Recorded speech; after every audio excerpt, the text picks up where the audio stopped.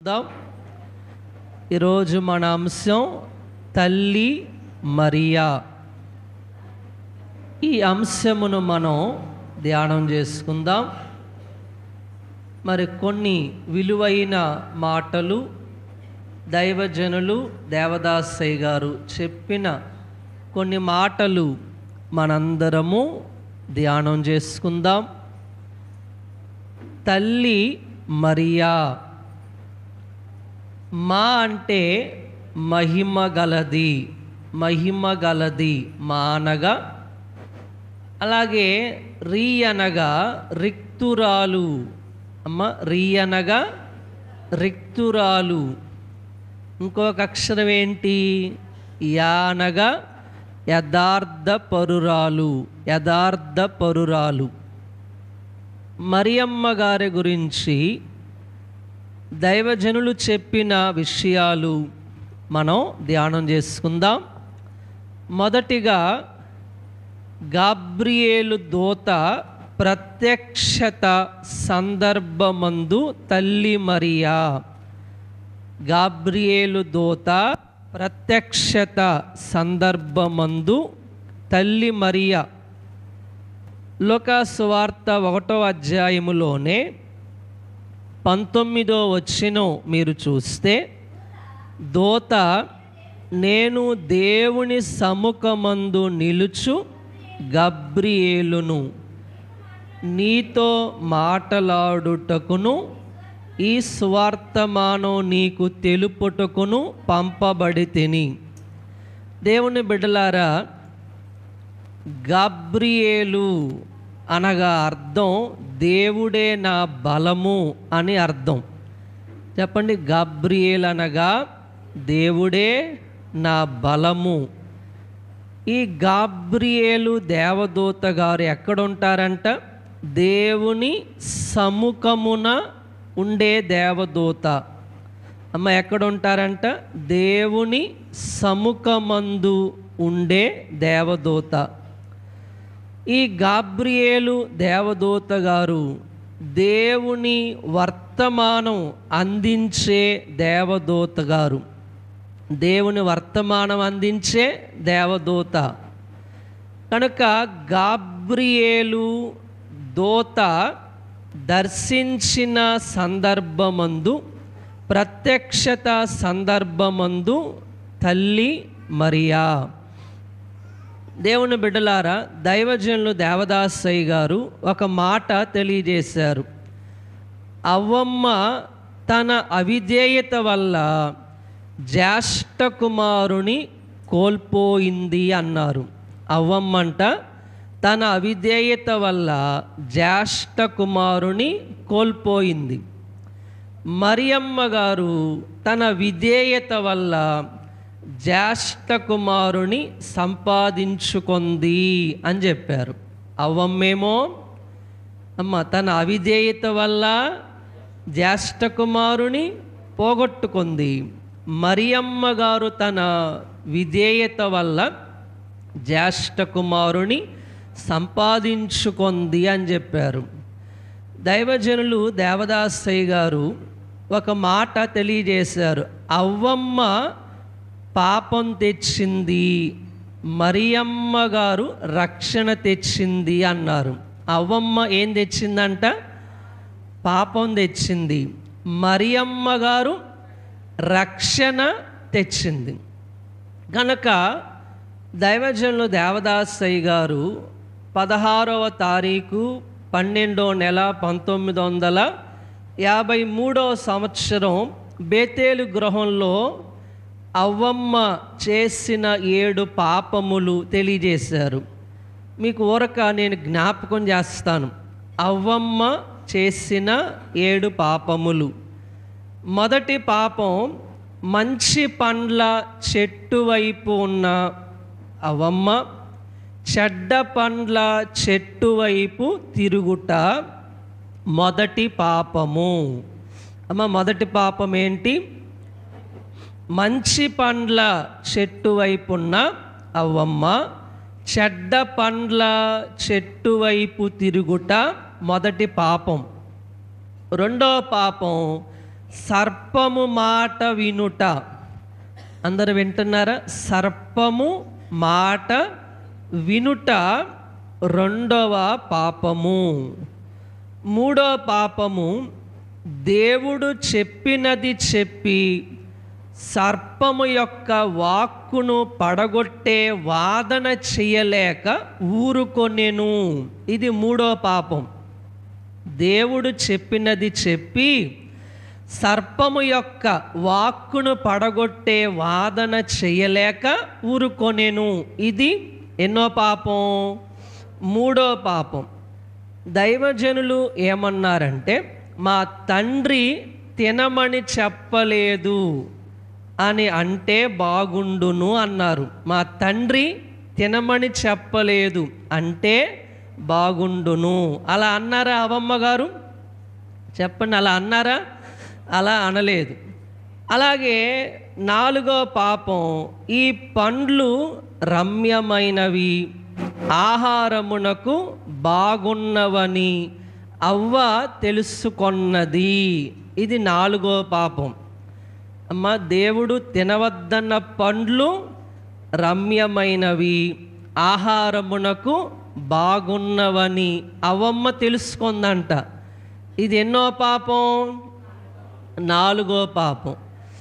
ఐదో పాపం, సర్పము చెప్పిన మాట నమ్మెను అన్నారు. సర్పము చెప్పిన మాట నమ్మెను. ఇది ఎవరి మాట? ఎన్నో పాపం? ఐదో పాపం. ఆరో పాపం, దేవుని మాట నమ్మలేదు. దేవుని మాట నమ్మలేదు. మనం కూడా ఎవరి మాట నమ్ముతాము? సాతాను మాట నమ్ముతారు, దేవుని మాట నమ్మరు. కనుక దేవుని మాట నమ్మలేదు.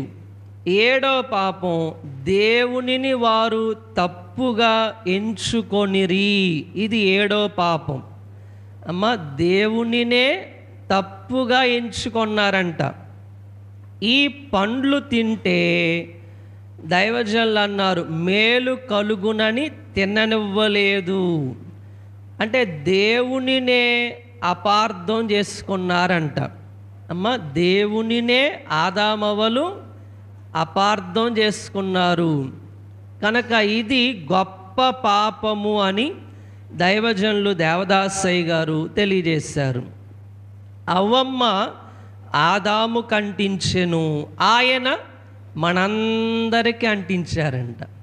అర్థమైందా? అవ్వమ్మ గారు ఆదాము కంటించెను, ఆయన మనందరికీ అంటించెను. కనుక దేవుని బిడ్డలారా, ఈ 7 విషయాలు ఆ దైవజనులు దేవదాసయ్య గారు ఒక పాఠములో తెలియజేశారు క్రిస్మస్ సందర్భంగా.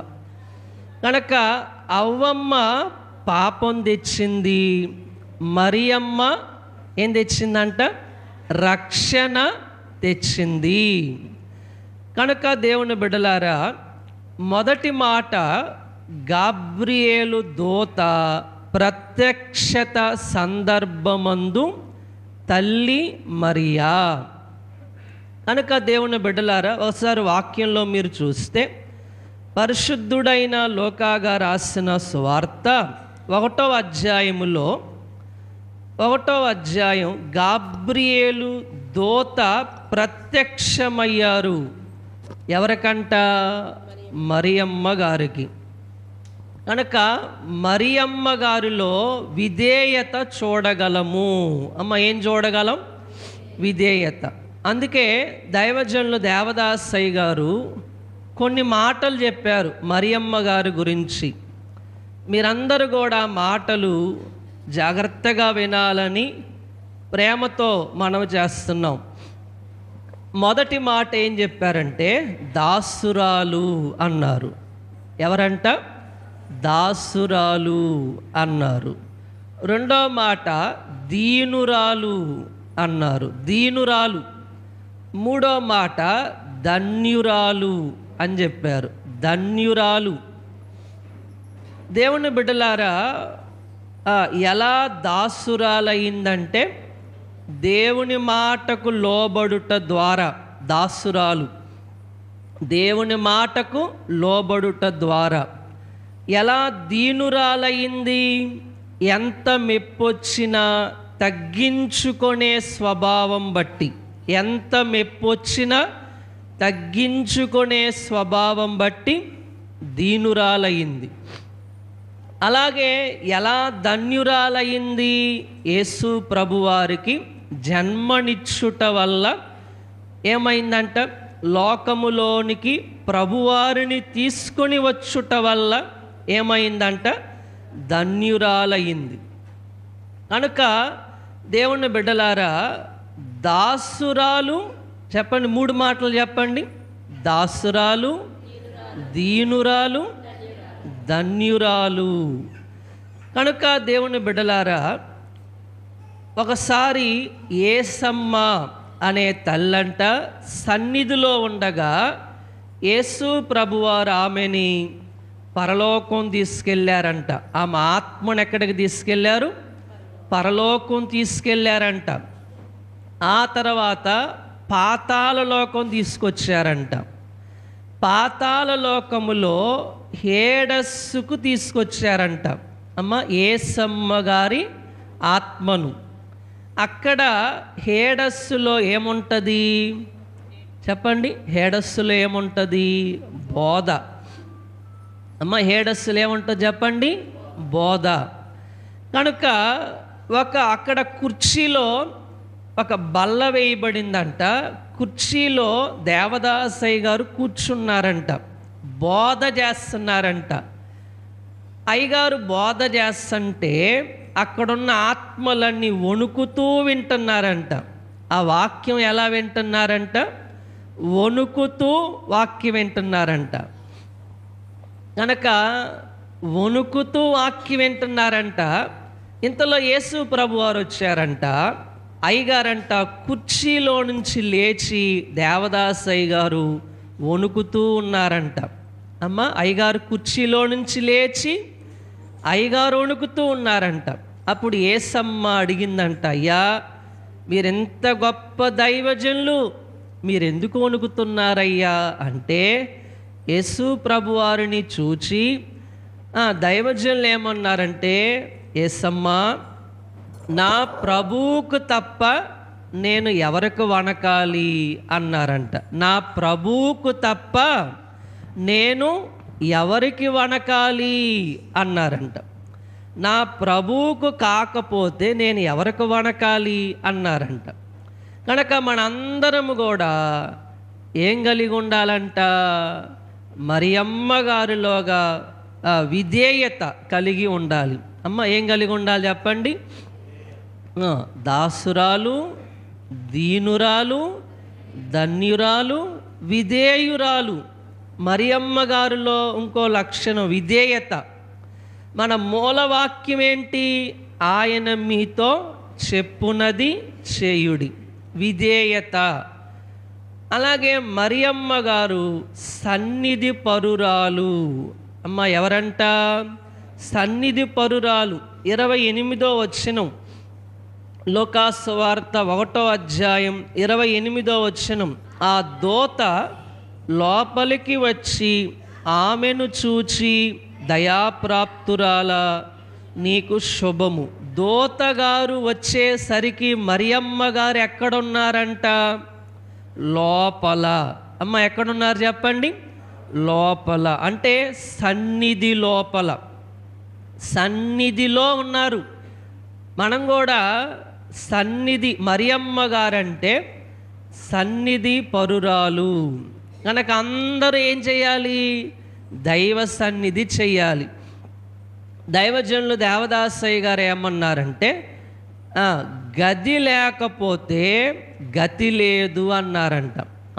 ఏం లేకపోతే? అయ్యా గది లేకపోతే గతి లేదు అన్నారంట. గది లేకపోతే గందరగోళం వస్తుంది అన్నారంట. గది లేకపోతే ఏమొచ్చిద్ది? గందరగోళం వచ్చిద్దంట. ఏ గది? అందరు చెప్పాలి, సన్నిధి గది. కనుక దేవుని బిడ్డలారా, మరియమ్మ గారు ఎలా సన్నిధి పరురాలో మనలో మనందరం కూడా సన్నిధి చేసేవారుగా ఉండాలి. సన్నిధి చేసేవారి వరస సజీవుల వరస అన్నారు దేవదాసయ్య గారు. సన్నిధి చేసేవారు వరస ఏంటి? సజీవుల వరస. దేవుని బిడ్డలారా, ఇంకో మాట దేవదాసయ్య గారు ఏమన్నారంటే, సన్నిధి చేయండి సింహాసనం మీదే అన్నారు. మనందరం సన్నిధి చేస్తే ఎక్కడికి వెళ్తామంట అమ్మ? సింహాసనం మీదే. మనం పరలోకంలో నూతన యెరూషలేములో సింహాసనం మీద కూర్చోవాలంటే ఇక్కడ ఏం చేయాలా? దైవ సన్నిధి చేయాలా. అందుకే దైవజనులు దేవదాసయ్య గారు మేఘములోకి వెళ్ళవలనంటే సన్నిధి చెయ్యాలి అన్నారు. మేఘంలోకి వెళ్ళాలంటే ఏం చేయాలా? దైవ సన్నిధి చెయ్యాల. కనుక ఇంకో మాట చెప్పారు, బైబిల్ మిషన్ వారు భాగ్యవంతులు కావాలంటే సన్నిధి చేయాలి అన్నారు. మనందరం భాగ్యవంతులు కావాలంటే ఏం చేయాలా? దైవ సన్నిధి చెయ్యాలన్నమాట. మరియమ్మ గారు దూతగారు వచ్చేసరికి లోపల సన్నిధి గది లోపల ఉన్నారు. కనుక మనందరం కూడా గదిలో ఉండే అనుభవం. కనుక ఒక గ్రంథములో ఉన్నట్లు పెళ్లి కుమారుడు అంతఃపురములో నుండి వచ్చును, పెళ్లి కుమార్తె గదిలో నుండి రావలయును. మనందరం ఎక్కడి నుంచి రావాలంట? గదిలో నుండి. దేవుని బిడ్డలారా, మరియమ్మ గారు గాబ్రియేలు దేవదూతను ఎలా చూడగలిగారంటే సన్నిధి అనుభవాన్ని బట్టి. అమ్మ, ఏ అనుభవాన్ని బట్టి చెప్పండి? సన్నిధి అనుభవాన్ని బట్టి దేవదూత గారిని చూడగలిగారు. కనుక అందుకే దైవజనులు దేవదాసయ్య గారు చెప్పారు, ఎంత గొప్ప భక్తుడైనా సన్నిధి లేకపోతే వధువు కాలేరు అన్నారు. ఎంత గొప్ప భక్తుడైనా సన్నిధి లేకపోతే ఏం కాలేరంట? వధువు కాలేరు. మనందరం వధువు అవ్వాలంటే మనందరిలో ఏముండాలా? దైవ సన్నిధి ఉండాలి. కనుక దేవుని బిడ్డలారా, ఈరోజు మొదటి మాట మనం ధ్యానం చేసుకుంటున్నాం. గాబ్రియేలు దూత ప్రత్యక్షత సందర్భమందు తల్లి మరియా. కనుక ఆ దూతగారు వచ్చేసరికి సన్నిధిలో ఉన్నారు కనుక దేవదూత గారిని చూడగలిగారు. కనుక దేవుని బిడ్డలారా, మనందరం కూడా దైవ సన్నిధి చెయ్యాలి. సన్నిధి చేయకపోతే ఏం కాదా? అందరు చెప్పండి, సన్నిధి చేయకపోతే ఏం కాదా? కనుక సన్నిధి చేయకపోతే అమ్మ మనందరం మేఘమేలా ఎక్కుతాం చెప్పండి. అందుకే బైబిల్ మిషను దైవ సన్నిధి కొరకు.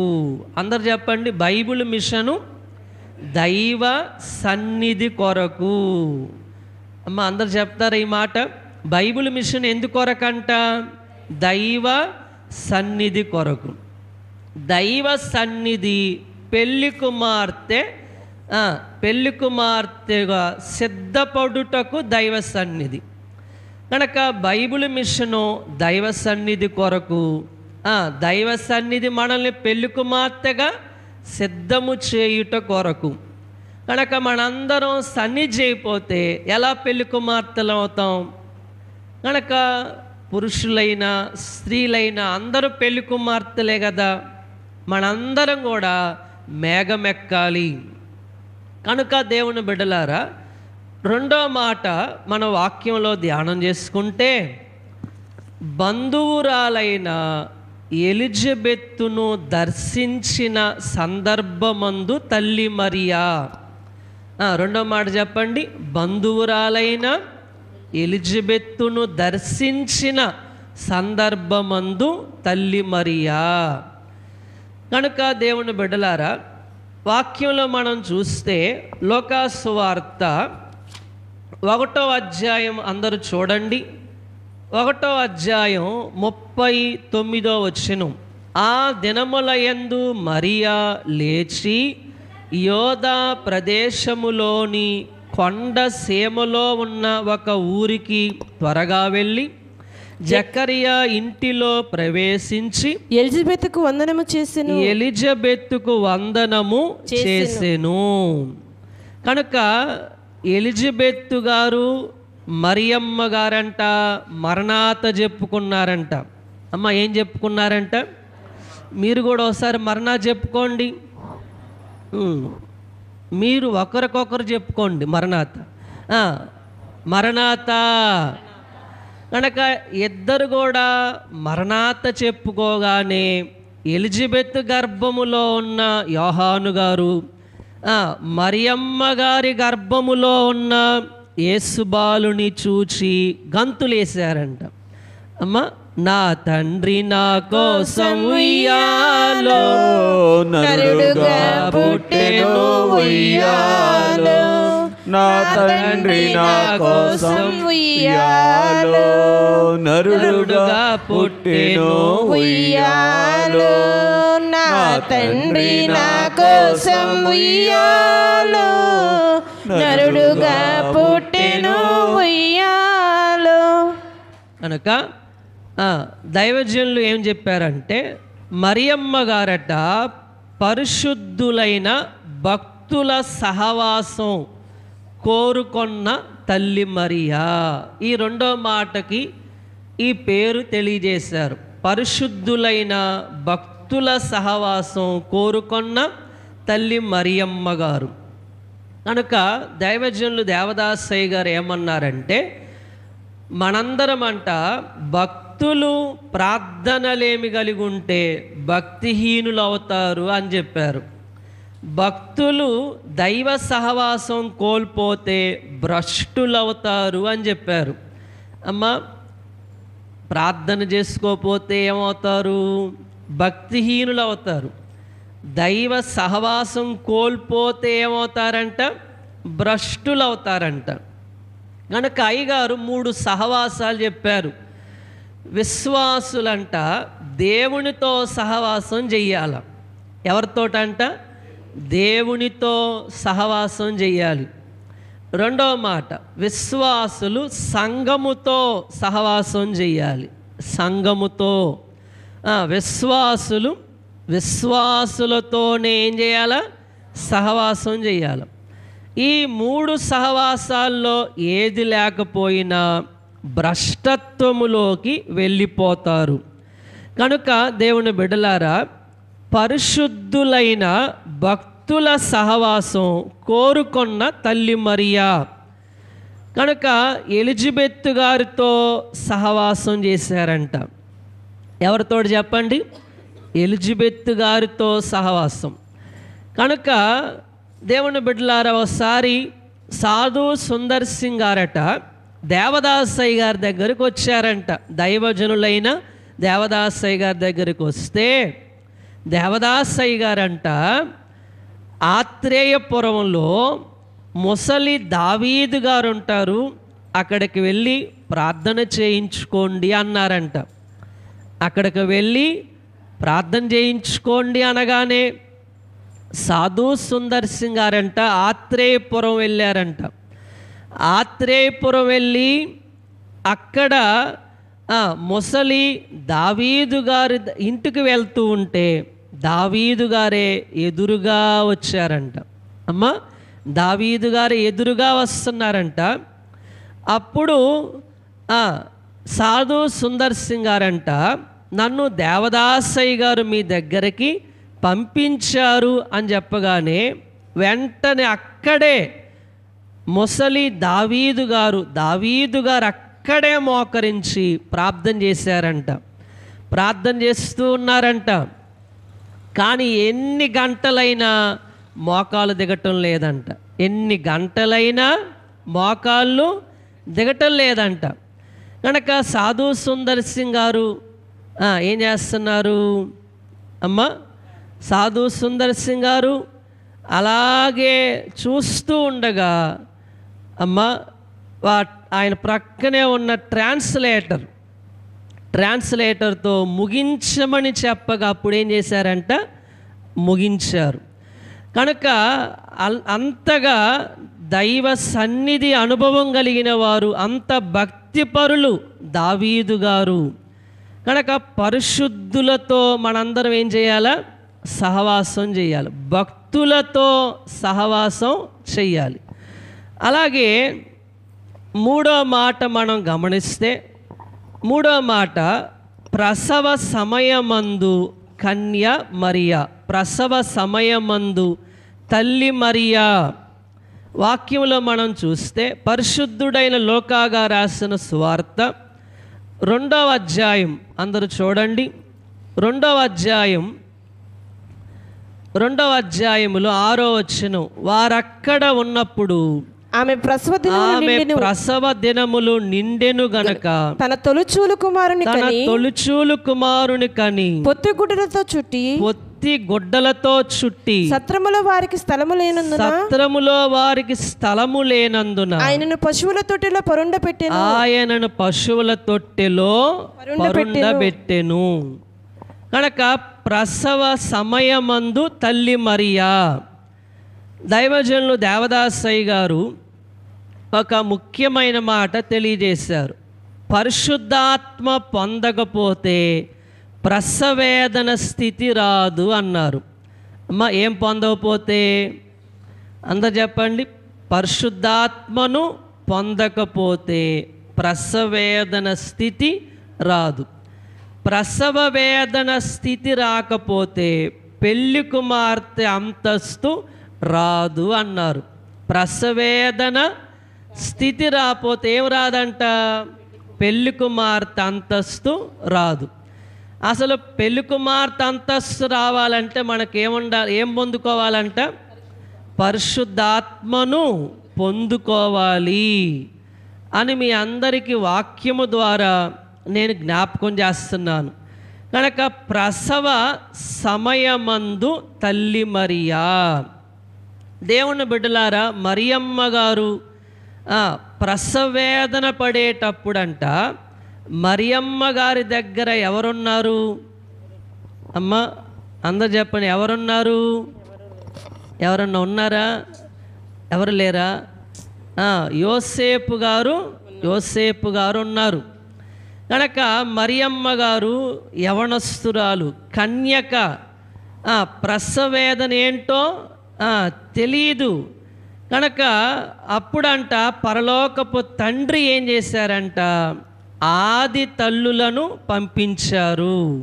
అమ్మ, ఎవరిని పంపించారంట? ఆది తల్లులను పంపించారంట. కనుక దేవుని బిడ్డలారా, అవ్వమ్మ గారు మొదటగా దేవుడు ఎవరిని పంపించారు? అవ్వమ్మ గారిని పంపించారు. కనుక అవ్వమ్మ గారు ధైర్యపరిచారంట. ఎవరిని? మరియమ్మ గారిని. ఎలా ధైర్యపరిచారు?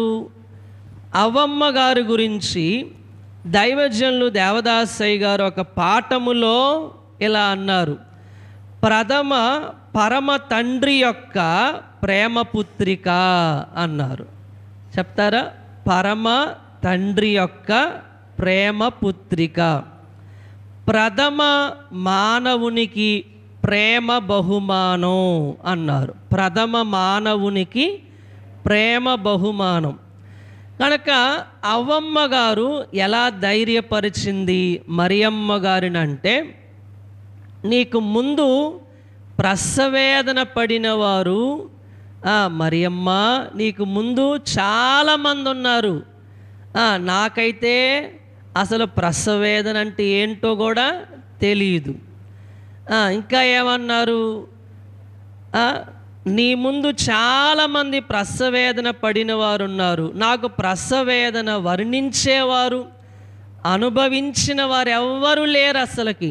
అయినా నేను ధైర్యంగా బిడ్డను కన్నాను. నువ్వు ధైర్యంగా ఉండు అనిందంట అవ్వమ్మ.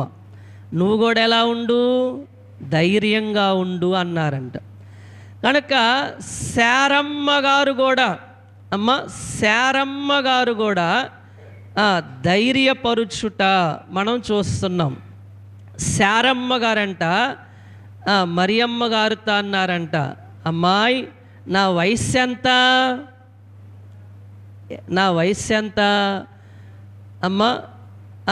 శారమ్మ అంటుంది 90 సంవత్సరాలు 80 సంవత్సరాలు నా వయస్సు, నా బలం బిడ్డను కనేటప్పుడు నా బలము ఏమైపోయింది, ఉడిగిపోయింది.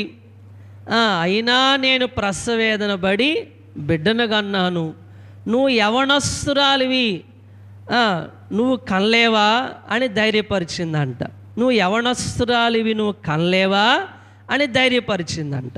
అలాగే మరొక మాట ఆదికాండం 25వ అధ్యాయములో 22వ వచనం నుండి మీరు చూస్తే, రెబెకా గారు ధైర్యపరుచుట. ఆమె గర్భముల శిశువులు ఒకరితో ఒకడు పెనుగులాడిరి. కనుక రెబెకా గారు ఎలా ధైర్యపరిచారంటే, అమ్మా మరియమ్మ, నీ గర్భములో ఉంది ఒక శిశువే, అయితే నా గర్భములో ఎంతమంది ఉన్నారు? 2 ఉన్నారు. నా గర్భములో 2 ఉన్నారు. నీకు ఒక్కరోజే ప్రసవేదన, నాకు ప్రతి దినము కూడా ప్రసవేదనే. కనుక గర్భంలో బిడ్డలు ఏం చేస్తున్నారంట? మీరు ఆ వాక్యంలో చూస్తే పెనుగులాడుతున్నారంట. అర్థమవుతుంది అందరికీ? పెనుగులాడుతున్నారంట. కనుక ఈ విషయమై రెబెకా గారు ఏం చేశారు? దేవుని అడగటానికి దైవ సన్నిధిలోకి వెళ్ళిందంట, ఇలాగైతే నేను బ్రతకలేనని. కనుక దేవుని బిడ్డలారా, ఇక్కడ నన్ను నా బిడ్డలిద్దరు గర్భములో ఉండగా ఎంతో ఇబ్బంది పెట్టారు, నిన్ను ఏ విధంగా ఇబ్బంది పెట్టని కుమారుడు నీ గర్భములో ఉన్నాడు, కనుక నువ్వు ధైర్యంగా ఉండు అని రెబెకా గారు ధైర్యపరిచారు. ఎవరు ధైర్యపరిచారు? మొదటగా అవ్వమ్మ గారు ధైర్యపరిచారు, రెండవదిగా శారమ్మ గారు ధైర్యపరిచారు, మూడవదిగా రెబెకా గారు ధైర్యపరిచారు, నాలుగవదిగా లేయా గారు ధైర్యపరుచుట. ఇదంతా ప్రసవ సమయమున తల్లి మరియ గురించి మనం వింటున్నాం. లేయా గారు ఎలా ధైర్యపరిచారు? పరిశుద్ధుడైన మోషే గారు రాసిన ఆదికాండం 29వ అధ్యాయములో 29వ అధ్యాయం 31వ వచనం, లేయా ధైర్యపరుచుట. యాకోబునకు దేవుడు నిర్ణయించిన ఏర్పాటు భార్య. అమ్మ లేయా ఎవరంట?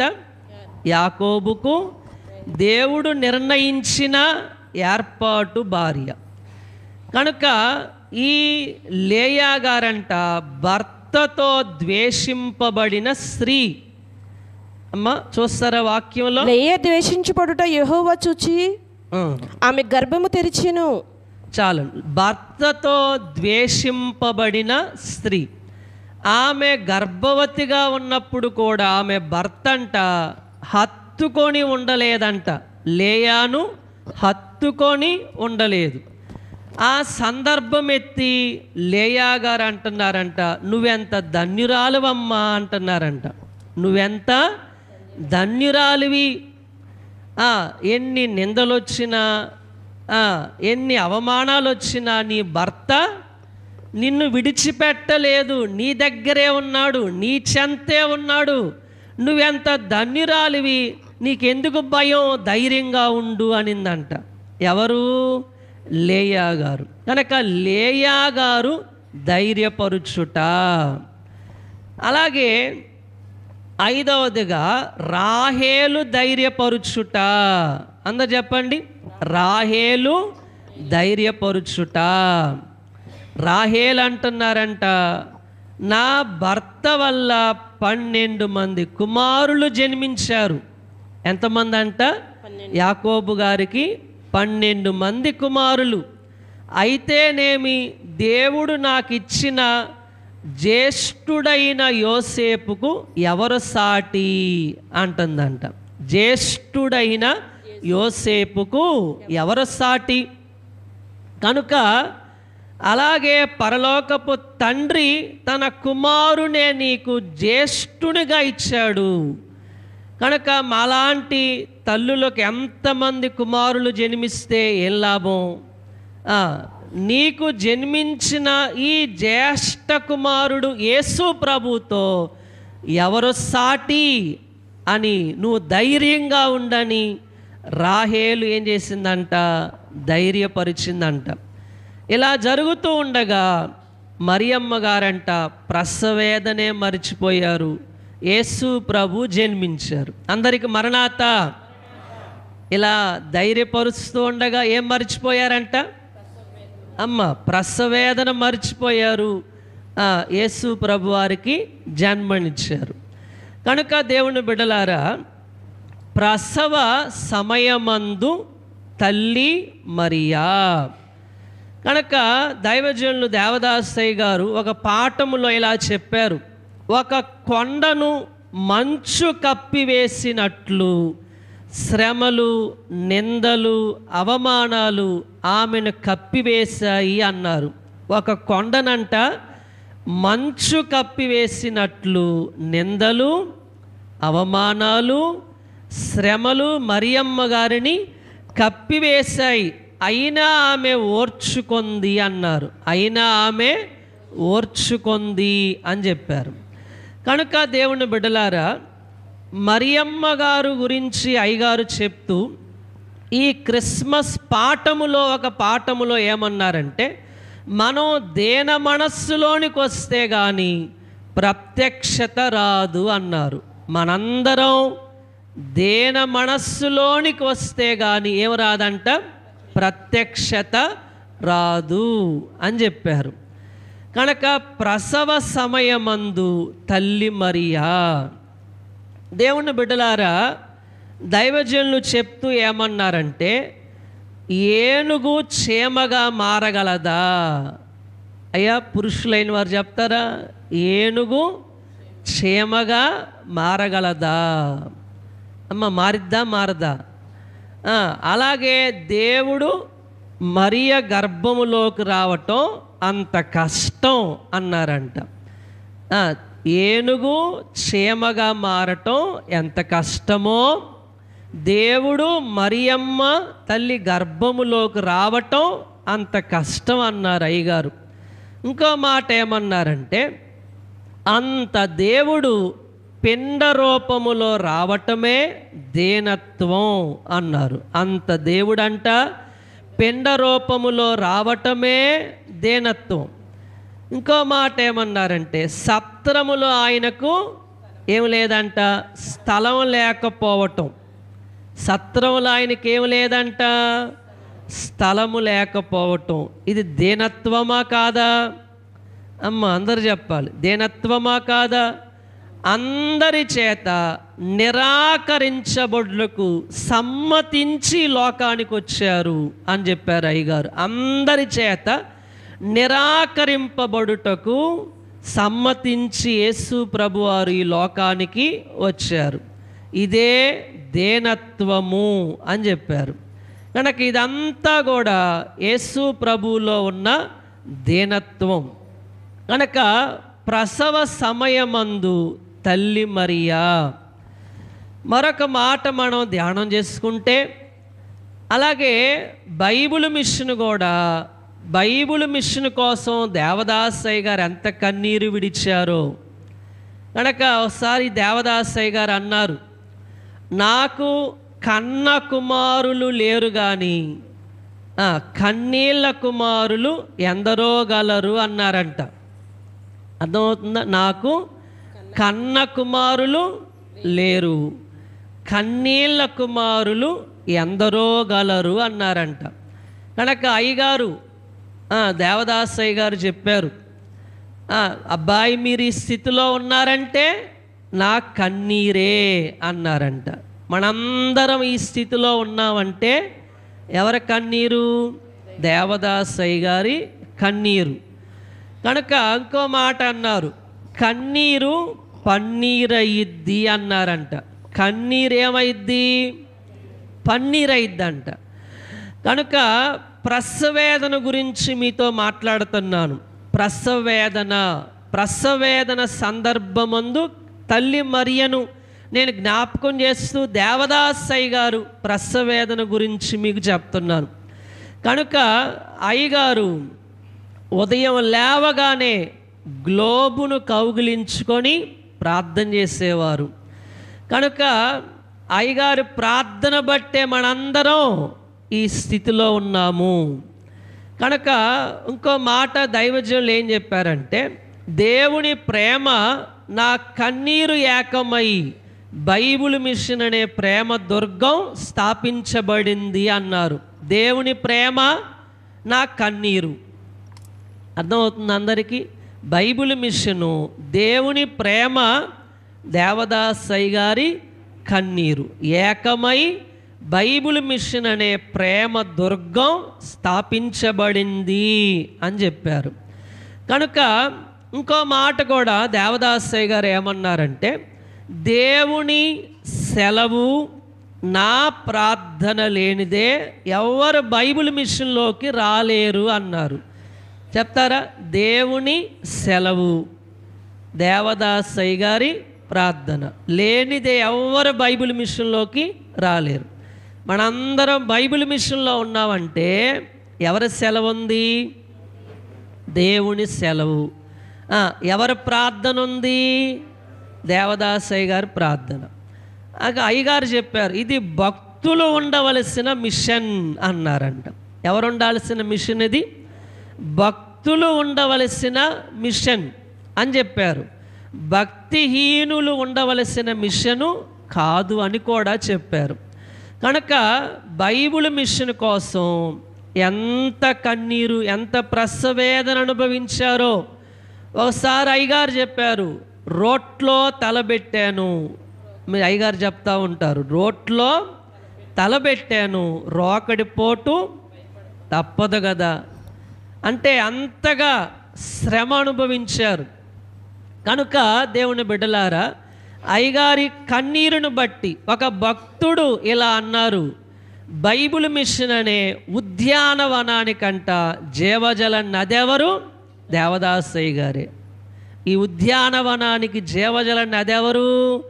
దేవదాసయ్య గారు అన్నమాట.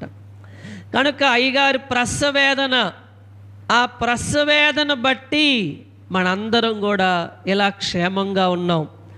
కనుక అయ్యగారి కన్నీరును బట్టి మనందరం క్షేమంగా ఉన్నాం. నాలుగో మాట, గొర్రెల కాపరులు వచ్చి ముచ్చటించిన సందర్భములో తల్లి మరియా. చెప్తారా? నాలుగో మాట, గొర్రెల కాపరులు వచ్చి ముచ్చటించిన సందర్భములో తల్లి మరియా. కనుక గొర్రెల కాపరులు లూకా సువార్త 2వ అధ్యాయంలో మీరు చూస్తే 16వ వచనం, త్వరగా వెళ్ళి మరియను యోసేపును తొట్టిలో పండుకొని ఉన్న శిశువును చూచిరి. కనుక గొర్రెల కాపరులు వచ్చిన సందర్భంలో మరియమ్మ గారు ఏం చేశారో వాక్యంలో చూడండి. 19వ వచనం, అయితే మరియా ఆ మాటలన్నీ తన హృదయములో భద్రము చేసుకొనెను. కనుక దేవుని బిడ్డలారా, వారి మాటలకు మరియ లక్షణాలు 3 మీకు తెలియజేస్తాను. వాక్యంలో ఉన్న విషయాలు. వారి మాటలకు ఆశ్చర్యపడుట, గొర్రెల కాపరుల మాటలకు ఆశ్చర్యపడుట. 2వది తలపోసుకొనుట. 3వది భద్రము చేసుకొనుట. అమ్మ చెప్తారా? ఈ 3 మాటలు చెప్పండి. వారి మాటలకు ఆశ్చర్యపడుట, 2వది తలపోసుకొనుట, 3వది భద్రము చేసుకొనుట. కనుక మీరు కూడా వాక్యాన్ని ఏం చేయాలా? చెప్పండి అమ్మ, వాక్యాన్ని ఏం చేయాలా? భద్రము చేసుకోవాలి. కనుక వాక్యాన్ని ఏం చేయాలి చెప్పండి? భద్రం చేసుకోవాలి. కనుక గొర్రెల కాపరుల కట దైవజనుల ఒక పాఠంలో ఆశ ఉంది అని చెప్పారు. వారికి ఏముందంట? ఆశ. ఎవరిని చూడాలని? యేసు బాలుని చూడాలని. కనుక దేవదాసయ్య గారు ఒక పాఠములో ఇలా చెప్పారు, ఆశ లేని వారిని దేవుడు కూడా ఆశీర్వదించలేడు అన్నారంట.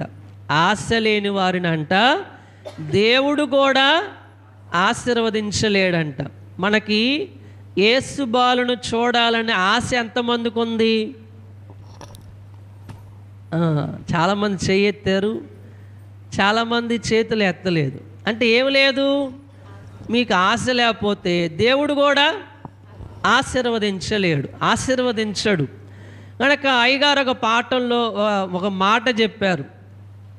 ఏంటంటే మేఘం ఎక్కాలనంట గంపెడంత ఆశ ఉంది అన్నారు అయ్యగారు. గంపెడంత ఆశ ఉంది, గుప్పెడంత శక్తి లేదు అన్నారంట. మనందరికీ మేఘం ఎక్కాలి అనే ఆశ ఎంతమందికి ఉంది? గంపెడంత ఆశ ఉంది, కానీ ఏం లేదు చెప్పాల, గుప్పెడంత శక్తి లేదు. కనుక ఆశ, యేసు బాలును చూడాలి, యేసు బాలుని ఎత్తుకోవాలి, హత్తుకోవాలి, ముద్దు పెట్టుకోవాలి అనే ఆశ ఉంటే దాని ప్రయత్నం కూడా మనం ఏం చేయాలా? దైవ సన్నిధిలో ప్రయత్నం చేయాలి. కనుక గొర్రెల కాపరులు వచ్చిన సందర్భమందు తల్లి మరియా ఏం చేసిందంట? వారి మాటలన్నీ హృదయంలో భద్రం చేసుకుంది. మరొక మాట, 5వ మాట, జ్ఞానులు వచ్చిన సందర్భములో తల్లి మరియా. జ్ఞానులు వచ్చిన సందర్భమందు తల్లి మరియా. మత్తయి సువార్త 2వ అధ్యాయములో 10వ వచనంలో, వారు ఆ నక్షత్రమును చూచి అత్యానందభరితులై ఇంటిలోనికి వచ్చి తల్లి అయిన మరియను ఆ శిశువును చూచి సాగిలపడి ఆయనను పూజించి తమ పెట్టెలు విప్పి బంగారమును సామ్రాణిని బోళమును కానుకలుగా ఆయనకు సమర్పించిరి. గొర్రెల కాపరులు ఎవరిని చూచారు? మొదట మరియమ్మ గారిని, యోసేపు గారిని, యేసు బాలును చూచారు. జ్ఞానులు మొదటగా ఎవరిని చూచారు? అమ్మ వాక్యంలో ఉంది కదా, మరియమ్మ గారిని, యేసు బాలుని చూచారు. కనుక ఈ సందర్భాన దైవజనులు ఒక ప్రశ్న అడిగారంట, ఒక ప్రశ్న వేశారు. కనుక ఏంటా ప్రశ్న అంటే, అబ్బాయి మరియమ్మ గారు జ్ఞానుల దగ్గర కానుక తీసుకున్నారా అని అడిగారంట. జ్ఞానుల దగ్గర కానుక తీసుకున్నారా, తీసుకోలేదా? తీసుకున్నారు అన్న వాళ్ళు చేయెత్తండి. తీసుకోలేదా? అమ్మ ప్రశ్న అర్థమైందా? మరియమ్మ గారు జ్ఞానుల దగ్గర కానుక తీసుకున్నారా? ఏమిచ్చారు కానుక చెప్పండి? బంగారం, సాంబ్రాణి, బోలం. మరి కానుక తీసుకున్నారా, తీసుకోలేదా? కనుక కానుక అంటే దేవదాసయ్య గారు మనలను మనం ఆయన చేతుల్లో పెట్టుకొనుట అన్నారు. మనలను మనం ఆయన చేతుల్లో పెట్టుకొనుట కానుక అంటే. అర్థమైందా? కానుక అంటే ఏం చెప్పండి? మనలను మనం ఆయన చేతుల్లో పెట్టుకొనుట. కనుక అందుకే దైవజనులు ఏమన్నారంటే, వారి ప్రాణాలు కాపాడబడ్డాయి అని చెప్పారు. వారి ప్రాణాలు కాపాడబడ్డాయి. 12వ వచనం చూడండి ఒకసారి, 2వ అధ్యాయం మత్తయి సువార్త 12వ వచనం. తర్వాత హేరోదును వద్దకు వెళ్ళవద్దని స్వప్నమందు దేవుని చేత బోధింపబడిన వారై మరొక మార్గమున తమ దేశములకు తిరిగి వెళ్ళారంట. అంటే దేవుడే స్వయంగా వెళ్ళి ఏం చేశారంట? దారి మరల్చారు అని చెప్పారు. ఎందుకంటే అయ్యగారు ఏమన్నారంటే, వారి కానుక మరియ స్వీకరించకపోతే వారి ప్రాణాలు పోయేవి, వారి ప్రాణాలే పోయేవంట. అర్థమవుతుంది అందరికీ? కానుక తీసుకోపోతే వారి ప్రాణాలే పోయాయి. వాళ్ళు తిరిగి ఎక్కడికి వెళ్ళేవాళ్ళు? ఆ మార్గానే వెళ్ళేవాళ్ళు. హేరోదు రాజు ఏం చేసేవారు? వాళ్ళందరినీ 2 సంవత్సరాల లోపు పిల్లల్నే ఏం చేయించాడు ఆయన? హతమార్చిన ఆయన వీళ్ళను వదిలిపెడతాడా? వీళ్ళను కూడా చంపివేసేవాడు. కనుక అయ్యగారు దైవజనులు చెప్తూ ఏమన్నారంటే, దేవునికి ధారాళంగా ఇస్తే దేవుడు కుమ్మరింపుగా ఇస్తాడు అని చెప్పారు. అందరికి అర్థమవుతుందా? అందరికి మరణాత. దేవునికి ఎలా ఇవ్వాలంట? ధారాళంగా ఇస్తే దేవుడు కుమ్మరింపుగా ఇస్తాడు అని చెప్పారు. కనుక మనం దేవునికి ఎలా ఇవ్వాలి? ధారాళంగా ఇవ్వాలి. అప్పుడు దేవుడు మనకు ఎలా ఇస్తాడు? కుమ్మరింపుగా ఇస్తాడు. ఇంకో మాట కూడా దేవదాసయ్య గారు ఏం చెప్పారంటే, మీకు తెలిసిన మాట, దేవునికి ఈత గింజ అంత ఇస్తే దేవుడు తాటికాయ అంత ఇస్తాడు. దేవునికి మనం ఎలా ఇవ్వాలంట? ఈత గింజ అంత ఇచ్చినా దేవుడు మనకి తాటికాయంతగా ఇస్తాడంట. కనుక అన్ని కానుకల కంటే స్తుతి కానుక గొప్పది అన్నారు దేవదాసయ్య గారు. అన్ని కానుకల కంటే స్తుతి కానుక గొప్పది. కనుక దేవుని బిడ్డలారా, నక్షత్రం అన్యులను కానుకగా ఇచ్చిందంట దేవునికి. నక్షత్రం ఏం చేసింది? అన్యులను, జ్ఞానులను కానుకగా ఇచ్చింది. కనుక మనం ఒక మనిషినైనా దేవునికి కానుకగా ఇచ్చామా? అమ్మా, ఎవరినైనా దేవుని దగ్గరికి తీసుకొచ్చారా? ఒక్కరినైనా దేవునికి కానుకగా ఇచ్చారా? నక్షత్రం ఏం చేసింది? అన్యులను కానుకగా ఇచ్చింది. కనుక దేవుని బిడ్డలారా, మనందరం కూడా దేవునికి ఏమి ఇవ్వాలంట? కానుక ఇవ్వాలి. కనుక కానుకను బట్టి జ్ఞానుల ప్రాణాలు కాపాడబడ్డాయి. మరొక మాటలోకి వెళ్దాం. కనుక ఈ సందర్భాన్ని ఒక మాట కూడా మీకు జ్ఞాపకం చేస్తాను. దశంభాగం ఇస్తే, మీ అందరికి తెలిసిన మాట చెప్పండి, దశ తిరుగుతుంది అన్నారు అయ్యగారు. సరే, మంచిది. మరొక మాటలోకి వెళ్దాం. ఇప్పుడు దాకా ఎన్ని మాటలు అయ్యాయి? గుర్తున్నాయి మీకమ్మా? మొదటి మాట చెప్తారా? మొదటి మాట జ్ఞాపకం చేయండి. గాబ్రియేలు దూత ప్రత్యక్షత సందర్భమందు తల్లి మరియా. రెండో మాట, బంధువురాలైన ఎలిజబెత్తును దర్శించిన సందర్భమందు తల్లి మరియా. మూడో మాట, ప్రసవ సమయమందు తల్లి మరియా. నాలుగో మాట చెప్పండి. గొర్రెల కాపరులు వచ్చి ముచ్చటించిన సందర్భమందు తల్లి మరియా.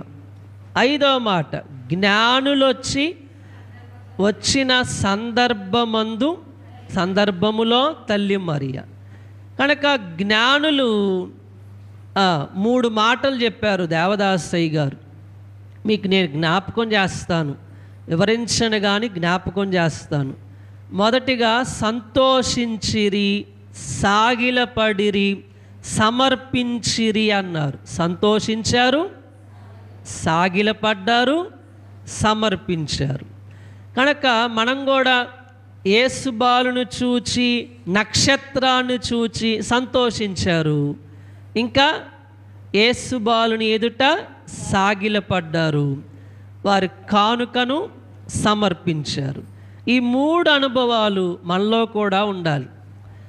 మరొక మాట ధ్యానం చేసుకుందాం.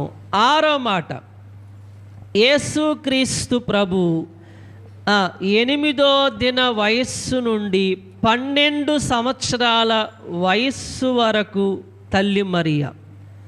చెప్తారా? 6వ మాట, యేసు ప్రభువారు 8వ దిన వయస్సు నుండి ఎప్పుడు దాకా 12 సంవత్సరాల వయస్సు వరకు తల్లి మరియా. వాక్యం చూడండి, పరిశుద్ధుడైన లూకా రాసిన సువార్త 2వ అధ్యాయం 21వ వచనం. ఆ శిశువును సున్నతి చేయవలసిన 8వ దినము, శిశువునకు సున్నతి చేయవలసిన 8వ దినము వచ్చినప్పుడు గర్భమందాయన పడక మునుపు దేవదూత చేత పెట్టబడిన యేసు అను పేరు వారాయనకు పెట్టిరి. కనుక యేసు ప్రభు వారికట 8వ దినమందు ఏం చేశారు? అమ్మ అందరు చెప్పండి, సున్నతి చేశారు. ఎప్పుడంట? 8వ దినం. ఇంకా ఏం పేరు పెట్టారు చెప్పాలమ్మా? యేసు అను పేరు పెట్టారు. ఇది ఏ నామం చెప్పాలి? ఏ నామం? పరలోకం నుండి వచ్చిన నామం. కనుక ఈ సందర్భాన అయ్యగారు 2 మాటలు చెప్పారు. ఆ 2 మాటలు మీకు జ్ఞాపకం చేస్తాను. సృష్టిలోని జీవరాశులన్నిటికీ పేరు పెట్టింది ఎవరు అమ్మా? ఆదాము గారు. అన్ని జీవరాశులకు పేరు పెట్టారు. అవ్వమ్మకు కూడా పేరు పెట్టింది ఎవరు అమ్మా? ఆదాము గారు. కానీ దేవుడు తినవద్దన్న పండు తిన్నారు గనక, ఆజ్ఞ అతిక్రమించారు గనక ఆ అధికారం పోగొట్టుకున్నారంట. ఆ అధికారము పోగొట్టుకున్నారు. కానీ మరియమ్మ యోసేపు గారు విధేయత వల్ల యేసు బాలునికే పేరు పెట్టే అధికారం సంపాదించారు. ఈ సందర్భాన 2 విషయాలు మీ జ్ఞాపకం చేస్తాను. సృష్టిలో జీవులకు పేరు పెట్టిన వారు ఆదాము గారు, ఆదామవ్వలైతే సృష్టికర్తకే పేరు పెట్టిన వారు యోసేపు గారు, మరియమ్మ గారు. ఎవరు గొప్ప చెప్పండి? సృష్టిలోని జీవరాశులన్నిటికి పేరు పెట్టిన వారు ఆదామవ్వలైతే సృష్టికర్తకే పేరు పెట్టిన వారు మరియమ్మ గారు, యోసేపు గారు. కనుక దేవుని బిడ్డలారా, 6వ మాట చెప్పండి. యేసు ప్రభు 8వ దిన వయస్సు నుండి 12 సంవత్సరాల వయస్సు వరకు తల్లి మరియా. 7వ మాట, ప్రభువును ప్రతిష్ఠించినప్పుడు తల్లి మరియా. అందరు చెప్పండి, ప్రభువును ప్రతిష్ఠించినప్పుడు తల్లి మరియా. లూకా సువార్త 2వ అధ్యాయం 22వ వచనం. మోషే ధర్మశాస్త్రం చొప్పున వారు తమ్మును శుద్ధి చేసుకుని దినములు గడిచినప్పుడు ప్రతి తొలుచూలు మగపిల్ల ప్రభువుకు ప్రతిష్ఠ చెయ్యబడవలెను అని ప్రభు ధర్మశాస్త్రమందు వ్రాయబడినట్టు ఆయనను ప్రభువుకు ప్రతిష్ఠించుటకు ప్రభు ధర్మశాస్త్రమందు చెప్పబడినట్టు గువ్వల జతనైనను 2 పావురపు పిల్లలనైనను బలిగా సమర్పించుటకును వారు ఆయనను యెరూషలేమునకు తీసుకొని పోయిరి. యేసు ప్రభు వారినంట ప్రతిష్ఠించినప్పుడు ఎన్నో దినం చెప్పండి? 40వ దినాన దేవాలయానికి తీసుకొచ్చారంట. అమ్మ ఎన్నో దినము చెప్పండి? 40వ దినం. అప్పుడు సిమియోను ఒక ప్రవచనం చెప్తాడు. ఆ ప్రవచనం చదువుతారా? ఏంటా ప్రవచనం? నాథా, ఒక ప్రవచనం చెప్తారు.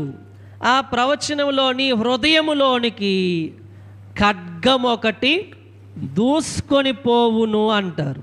35వ వచనం, 2:35. 2వ అధ్యాయం 35వ వచనం. మరియు నీ హృదయములోనికి ఒక ఖడ్గము దూసుకొని పోవునని ఆయన తల్లి అయిన మరియతో చెప్పెను. కనుక దేవుని బిడ్డలారా, నీ హృదయములోనికి ఖడ్గం ఒకటి దూసుకొని పోవును అంటే యేసు ప్రభు వారి శిలువ మరణం గురించి సిమియోను గారు ముందే ప్రవచనం చెప్పారు. కనుక అయ్యగారు చెప్తూ ఆదికాండం 12వ అధ్యాయం కూడా వివరించారు. ఆదికాండం 22వ అధ్యాయం 1వ వచనం, నీకు ఒక్కడయున్న కుమారుని చూస్తారా? 22వ అధ్యాయంలో 1వ వచనం, నీకు ఒక్కడయ్యున్న కుమారుడు నాకు దహన బలిగా అర్పించు. అమ్మ దేవుడు ఏమన్నారంట? 2వ వచనం, అప్పుడు ఆయన నీకు ఒక్కడయ్యున్న నీ కుమారుని అనగా నీవు ప్రేమించు ఇస్సాకును తీసుకొని మోరియా దేశమునకు వెళ్ళి అక్కడ నేను నీతో చెప్పబోవు పర్వతములలో ఒక దాని మీద దహన బలిగా అతను అర్పించుమని చెప్పాను. కనుక ఈ మాట గురించి అయ్యగారు అబ్రహాము హృదయములోనికి ఖడ్గం దూసుకొని పోవటమే అన్నారు.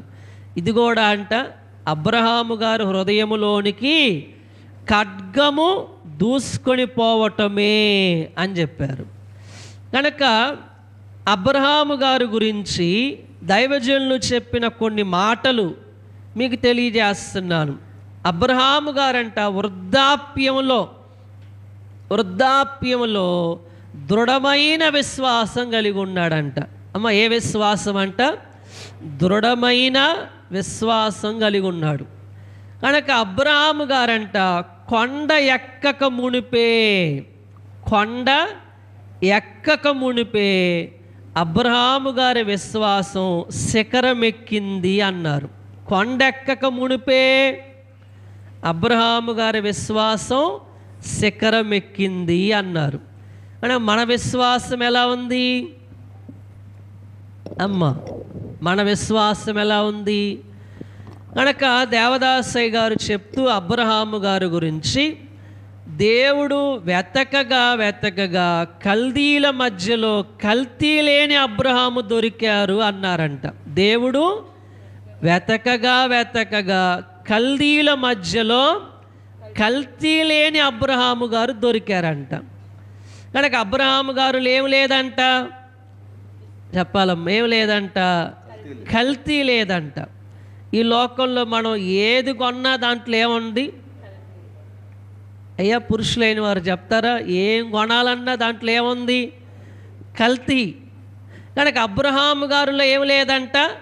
కల్తీ లేదంట. ఇంకో మాట చెప్పారు దేవదాసయ్య గారు, దేవుడు భూలోకాన్ని చూచినప్పుడు భూలోకమంతా ఒక పొలంలా కనపడిందంట. అందులో అబ్రహాము గారు దాచబడిన ధనములా కనపడ్డారంట దేవునికి. ఎలా కనపడ్డారంట? దాచబడిన ధనములా కనపడ్డారు. కనుక దేవుని బిడ్డలారా, ఇక్కడ అబ్రహాము గారి గురించి దేవదాసయ్య గారు అన్నారు, అబ్రహాము గారి కంట శ్రమ ఎక్కువగు కొలది విశ్వాసం పెరిగిందంట. ఈ మాటలు బాగా వినాలి మీరు. విశ్వాసం పెరిగిందంట. ఏమి ఎక్కువయ్యే కొలది? శ్రమలు ఎక్కువయ్యే కొలది విశ్వాసం పెరిగింది. కనుక ఇంకో మాట చెప్పారు, భక్తి పెరిగింది అన్నారు. ఇంకో మాట చెప్పారు, ప్రేమ పెరిగింది అన్నారు. విధేయత పెరిగింది అని చెప్పారు. అందరు నాలుగు మాటలు చెప్తారు నాతోటి. అందరికి మరణాత 4 మాటలు చెప్పండి. శ్రమ ఎక్కువయ్యే కొలది విశ్వాసం పెరిగింది, ఇంకా భక్తి పెరిగింది, ఇంకా ప్రేమ పెరిగింది, ఇంకా విధేయత పెరిగింది. కనుక మనకు శ్రమలు ఎక్కువైతే ఇవన్నీ ఏమైపోతాయి అమ్మ? ఇవన్నీ తగ్గిపోతాయి. కానీ అబ్రహాము గారికైతే ఇవన్నీ వృద్ధి అయ్యాయి అన్నమాట. కనుక ఈ ప్రసంగంలో ఏమన్నారంటే, అబ్రహాము గారంట బిడ్డ మీదకి కత్తి ఎత్తాడంట. బిడ్డ మీదకి ఏం చేశారంట? ఆదికాండం 22వ అధ్యాయంలో కత్తి ఎత్తాడంట. దేవదాసయ్య గారు అన్నారు, భక్తి లేకపోతే కత్తి లేచునా, భక్తి లేకపోతే కత్తి లేచునా అన్నారు. అంటే అబ్రహాము గారిలో ఏముంది? విశ్వాసం ఉంది, భక్తి ఉంది, విధేయత ఉంది. మనకి ఇవన్నీ మరియమ్మ గారిలో ఉన్నాయి. ఇవన్నీ ఎవరిలో ఉన్నాయంట? అందుకే అయ్యగారు చెప్పారు, మరియమ్మ విశ్వాసం గొప్పది అన్నారంట. మరియమ్మ గారి విశ్వాసం, అందరు చెప్పాలి ఎలాంటి విశ్వాసం? గొప్ప విశ్వాసం. కనుక అందరికి కూడా అలాంటి గొప్ప విశ్వాసం ఉండాలి. అబ్రహాము గారిలాగా గొప్ప విశ్వాసం ఉండాలి. కనుక భక్తి మరియమ్మ గారిలో కూడా ఏముంది చెప్పండి? భక్తి ఉంది. అందరు అనండి, ముగిస్తున్నాను. ఏముందంట? భక్తి ఉంది. కనుక దైవజనులు దేవదాసయ్య గారు ఒక పాఠములో ఇలా చెప్పారు, భక్తిని బట్టి అంతస్తు అన్నారు. భక్తిని బట్టి అంతస్తు. అమ్మా, మనం భక్తిగా ఉంటే పరలోకంలో మనకి ఏముంటుందంట? అంతస్తు. దేన్ని బట్టి? భక్తిని బట్టి. భక్తి లేకపోతే మన పరలోకంలో ఏముండదు? అంతస్తు ఉండదు. భక్తి లేకపోతే. ఎంతమందికి పరలోకంలో గొప్ప అంతస్తు కావాలి? అందరికి కావాలా? మరి కావాలంటే ఈ లోకంలో మనకి ఏముండాలి? భక్తి ఉండాలి. కనుక మొదట అంతస్తు సింహాసనం. మొదట అంతస్తు ఏంటి? సింహాసనం. భక్తిని బట్టి అంతస్తు. మనం ఈ లోకంలో భక్తిగా ఉండాలా, మరియమ్మ గారిలాగా. ఎలా ఉండాలి చెప్పండి? భక్తిగా ఉండాలి.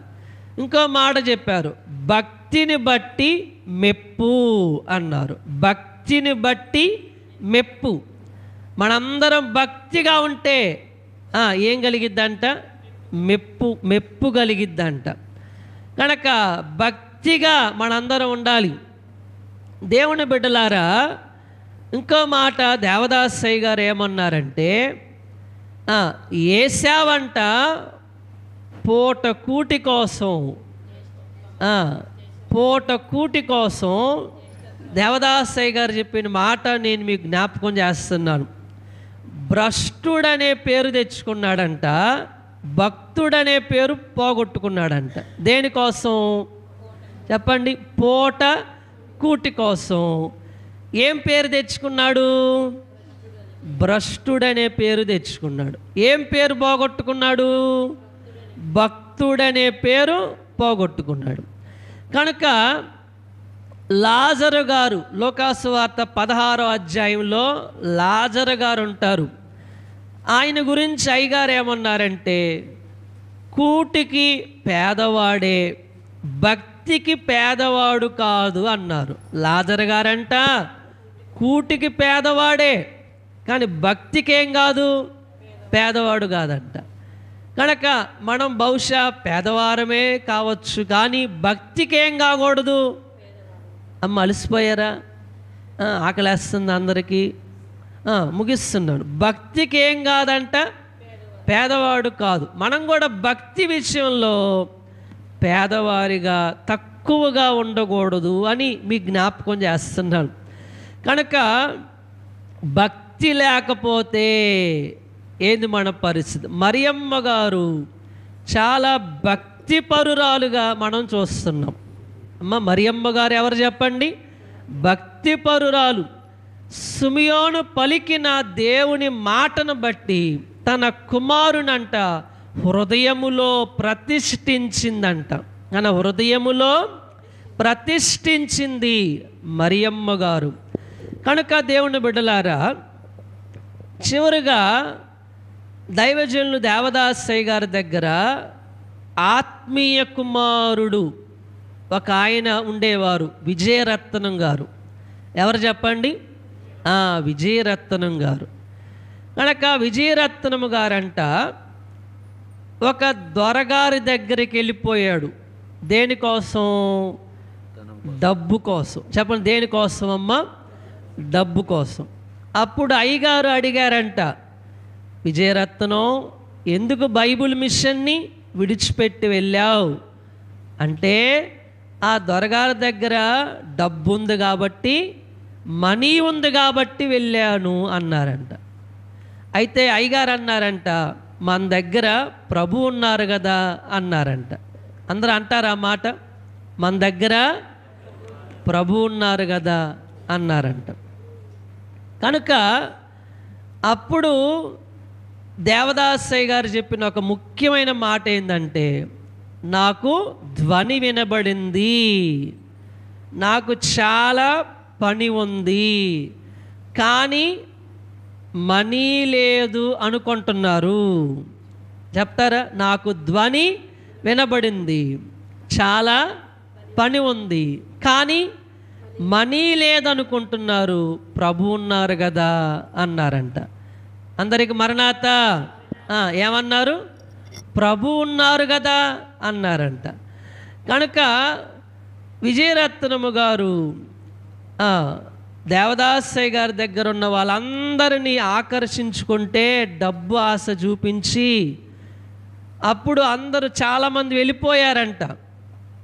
అప్పుడు మిగతా వాళ్ళని కూడా అడిగారంట, మీరు కూడా వెళ్ళిపోతారా అని అంటే అప్పుడు అక్కడ ఉన్నవారంట, మేము మిమ్మల్ని విడిచిపెట్టి ఎక్కడికి వెళ్ళమయ్యా, మిమ్మల్ని హత్తుకొని ఉంటాము అన్నారంట. అప్పుడు అయ్యగారు ప్రమాణం చేయించారంట. ఏంటా ప్రమాణం? ఆకాశం అగ్గైనా భూమి బుగ్గైనా బైబిల్ మిషన్ని విడిచిపెట్టను అని ప్రమాణం చేయించారంట. మనం కూడా చేద్దామా? ఆకాశం అగ్గైనా భూమి బుగ్గైనా బైబిల్ మిషను విడిచిపెట్టను అని ప్రమాణం చేయించారంట. కనుక దేవుని బిడ్డలారా, ఈ మరియమ్మ తల్లిలో ఉన్న గొప్ప లక్షణాలు ఈరోజు మనం ధ్యానం చేసుకున్నాం. ఎన్ని లక్షణాలు చెప్పండి? 7 లక్షణాలు. మిగతా లక్షణాలు నేను వివరించకుండా మీ జ్ఞాపకం చేసి ముగిస్తాను. ప్రభు 12 సంవత్సరాల బాలునిగా ఉన్నప్పుడు తల్లి మరియ. యేసు ప్రభు 12 సంవత్సరాల బాలునిగా ఉన్నప్పుడు తల్లి మరియా. అలాగే 9వ మాట, ప్రభు సేవా దినములలో తల్లి మరియా. ప్రభు సేవా దినములలో తల్లి మరియా. యోహాను సువార్త 2వ అధ్యాయం 5వ వచనంలో తల్లి చెప్పిన మాట, ఆయన మీతో చెప్పునది చేయుడి అన్నారంట. ఆయన మీతో చెప్పునది చేయుడి. అలాగే మరొక మాట మనం చూస్తే, సేవ లేదా సిలువ దగ్గర తల్లి మరియా. సిలువ దగ్గర కూడా ఎవరున్నారు? తల్లి మరియ ఉందా లేదా? అయ్యా మర్చిపోయారా అందరూ? సిలువ దగ్గర తల్లి మరియ ఉందా లేదా? 3వ మాట ఏంటి? అమ్మా ఇదిగో నీ కుమారుడు, యోహాను ఇదిగో నీ తల్లి. మరొక మాట, పునరుద్ధాన చరిత్రలో తల్లి మరియా. పునరుద్ధాన చరిత్రలో తల్లి మరియా. అలాగే చివరి మాట, మేడగది సందర్భములో తల్లి మరియా. మేడగది అంటే మరియమ్మ గారు కూడా ఏం పొందుకున్నారంట? చెప్పాలమ్మ. మరియమ్మ గారు కూడా మేడగదిలో పరిశుద్ధాత్మను పొందుకున్నారు. అందరికి మరణాత. ఈ చివరి మాట ఇది. మేడగదిలో మరియమ్మ గారు కూడా. చూస్తారా? 1వ అధ్యాయం అపోస్తుల కార్యాల గ్రంథం, పరిశుద్ధుడైన లూకా గారు రాసిన అపోస్తుల కార్యాల గ్రంథం 1వ అధ్యాయం 14వ వచనం, వీరితో కూడా కొందరు స్త్రీలను యేసు తల్లి అయిన మరియయు ఆయన సహోదరులను ఏక మనస్సుతో ఎడతెగక ప్రార్థన చేయుచుండిరి. అంటే మరియమ్మ గారు ఏం పొందుకున్నారు? చివరగా చెప్పండి. పరిశుద్ధాత్మను కూడా పొందుకున్నారు. మనందరం కూడా పరిశుద్ధాత్మను పొందుకోవాలి. దేవుని బిడ్డలారా, అయ్యగారు ఒక పాఠంలో చెప్పారు, పరిశుద్ధాత్మ లేకపోతే లాభం లేదు అన్నారు. చెప్తారా? పరిశుద్ధాత్మ లేకపోతే లాభం లేదు. ఇంకో మాట దేవదాసయ్య గారు అన్నారు, ఆత్మ మనలోనికి వస్తే మన ఆత్మ బాగుపడును అన్నారు. పరిశుద్ధాత్మ మనలోనికి వస్తే మన ఆత్మ బాగుపడును. మన ఆత్మ బాగుపడాలంటే పరిశుద్ధాత్మ మనలోకి రావాలి. అప్పుడు మన ఆత్మ ఏమైద్ది? బాగుపడుద్ది. పరిశుద్ధాత్మ లేకపోతే జీవము లేనట్లే. ఏమి లేనట్టు చెప్పండి? జీవము లేనట్లే. కనుక మేడగది సందర్భములో తల్లి మరియ ఎలా ఆత్మను పొందుకుందో మనం కూడా ఆత్మను పొందుకోవాలి. పరిశుద్ధాత్మ వృద్ధుని చేతిలో ఊత కర్ర వంటిది అన్నారు అయ్యగారు. వృద్ధుని చేతిలో ఒక కర్ర లాంటిది. అంటే వృద్ధుని చేతుల్లో ఏముంటుంది చెప్పండి? వృద్ధుని చేతుల్లో ఏముంటుంది? కర్ర. కర్ర లేకపోతే నడవలేరు, కొంతమంది నిలబడలేరు, నడవలేరు. పరిశుద్ధాత్మ లేకపోతే మన పరిస్థితి కూడా అంతే. కనుక మరియమ్మ గారిలాగా అందరూ పరిశుద్ధాత్మను పొందుకోవాలి. మరియమ్మ గారు ఎలా పెళ్లి కుమార్తెగా ఉన్నారో మనం కూడా ఎలా ఉండాలా? అందరు చెప్పని ముగిస్తాను. పెళ్లి కుమార్తెగా రెడీ అవ్వాల. రెబెకా గారు ఈ మనుషునితో కూడా వెళ్ళెదవా అనగానే ఏమన్నారు? రెడీ అన్నారు. మనం కూడా రాకడకి ఎలా ఉండాలి? రెడీగా ఉండాలి. రాకడ మేఘం ఎక్కాలి.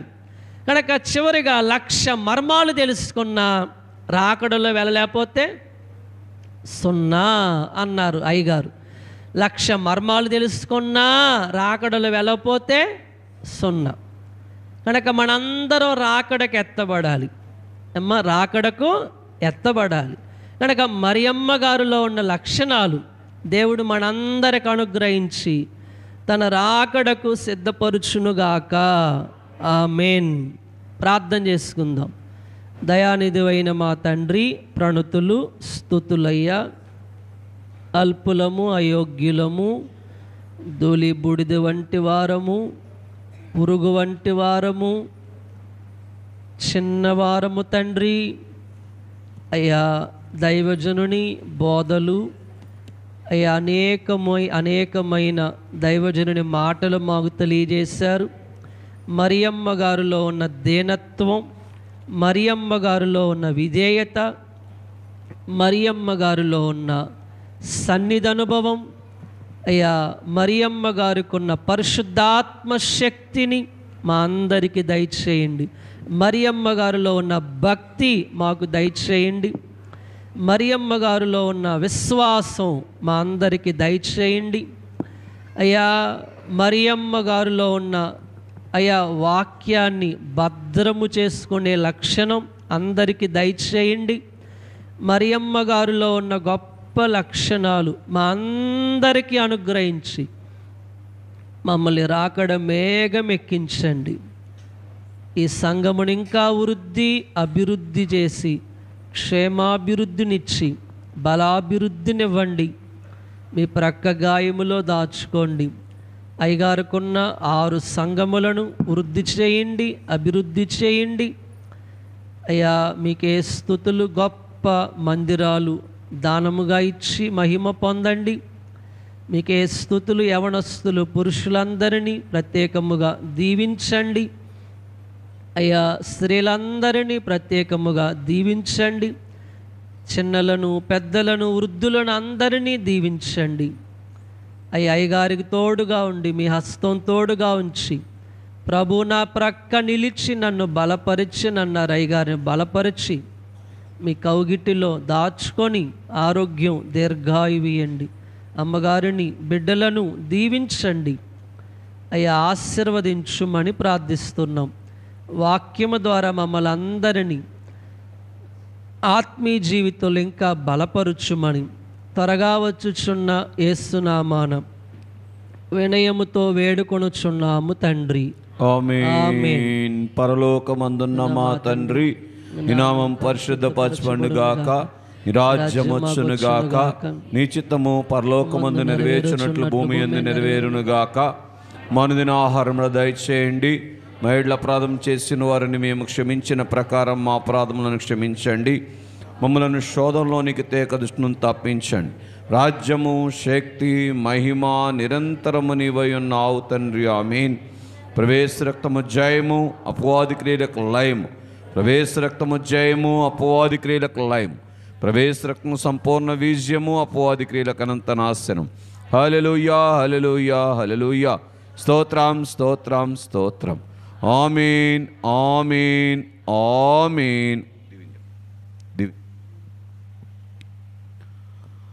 తండ్రి అయినటువంటి దేవుని యొక్క ప్రేమ, కుమారుడైన క్రీస్తు ప్రభు వారి యొక్క అనంత కృప, పరిశుద్ధాత్మ దేవుని యొక్క అన్యోన్య సహవాసము మరియ జీవితములో 12 సమయముల్లో ఎలాగైతే తన యొక్క కన్యాత్వమును కాపాడుకున్నదో, భక్తి భాగ్యము యొక్క అంతస్తును సంపాదించుకున్నదో, మేఘమెక్కే ధన్యతలోనికి వచ్చిందో, అట్టి ధన్యత చేరి వచ్చిన మనలకు తండ్రి మెండుగా అనుగ్రహించి మహిమనొందును గాక.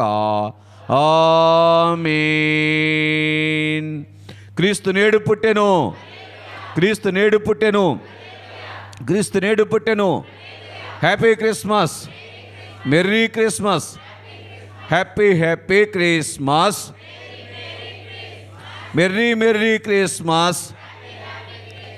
క్రీస్తు నేడు పుట్టెను. మరణాత. అందరికి మరణాత. మరి చిన్నవాడనైనా